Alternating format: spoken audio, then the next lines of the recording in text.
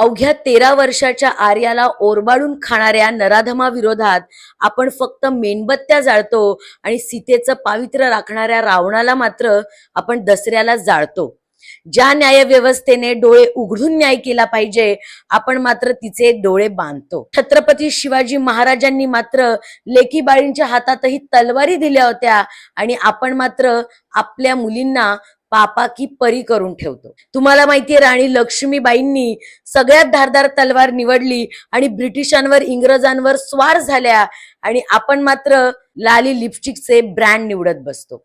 आता छोट्या छोट्या मुलांनाही जर मोबाईल कळू शकतो तर मला सांगा त्यांना स्वरक्षण कळणार नाही का? पण आपण ती शिकवण्याची तजबीज घेत नाहीये आणि ही आपल्या भारताची खरी वास्तविकता आहे.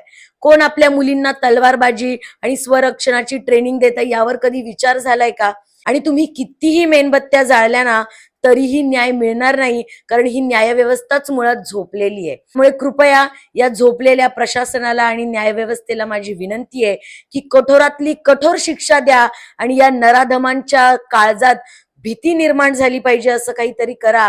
आणि प्रत्येक आई वडिलांना, प्रत्येक मुलीला माझी विनंती आहे की तुमच्यातली झाशीची राणी जागी करा.